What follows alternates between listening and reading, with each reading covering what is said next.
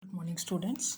Now see here on this sheet I have written percentage. Okay, what do you understand by this word percentage? Okay, cent you all must be knowing. You must have heard this word century, cent, that is 100. Okay, now percent, that means out of 100. So percentage is actually out of 100.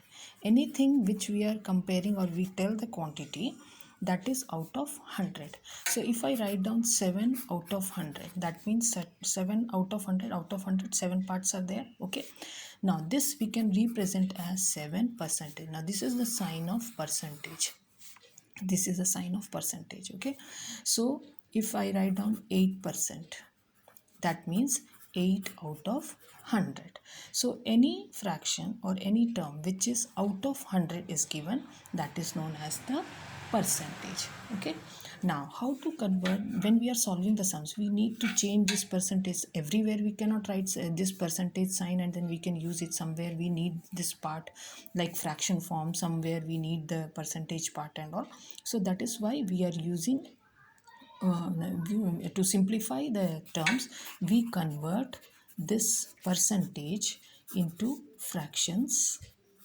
Okay, we convert this into ratios, and we can also convert this into decimals. All right, I'm giving you one example. Let us take 23% is given to us. Okay, and we have to convert into fraction. Now, as I told you, this percentage sign always denotes 1 by 100. Percentage sign always denotes 1 by 100, that is out of 100, as I told you. So this will be 25 by 100 in the fraction form, right? Okay, now this can be written as, now this fraction can be written as, this is in the ratio form. 23 is to ratio already have done in previous classes. Now since this is 23 by 100, and as we know, if the denominator is terms of 100, we can convert that into decimals. So 0.23 in the form of decimals, it's easy. So from percentage, we can convert this into the three parts like fractions in the form of ratio and in the form of the decimals. All right.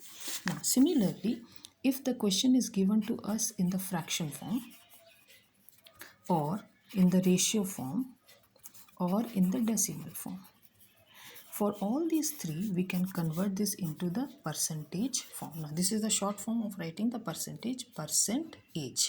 Okay, so we can convert this into percentage form. I will give you one example. Let's take, it's given to us 57 by 100, and we have to convert this into the percentage sign. Okay, now the easiest method, now this can directly be written as 57%, because we know that 1 by 100 is always percentage sign, so it's easy.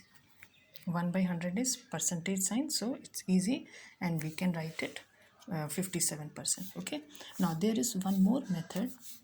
This was the direct method. Okay, directly we have done it.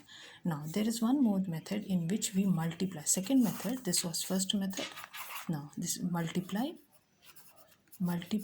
by 100%, and this method is the best method to convert fractions, ratios and decimals to the percentage. Okay, so if it is given 57 by 100, so we have to convert into percentage. So we'll multiply this with 100%. Remember, when we are converting it to percentage, this percentage sign must be there, because percentage cannot be written without this sign.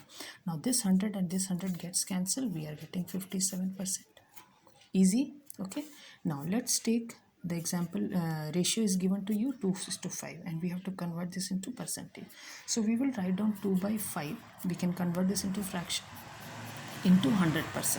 Now 5 and 100 can be cancelled, so we are getting here 40%. Clear? I think it's easy. Now next is given 0.23. All right, so 0.23 is decimal, so what we'll be doing, 0.23 into 100%. Now when we are multiplying any decimal number with hundreds, the decimal move towards right. So how many digits here? 2 digits, so the decimal will move 2 digits here.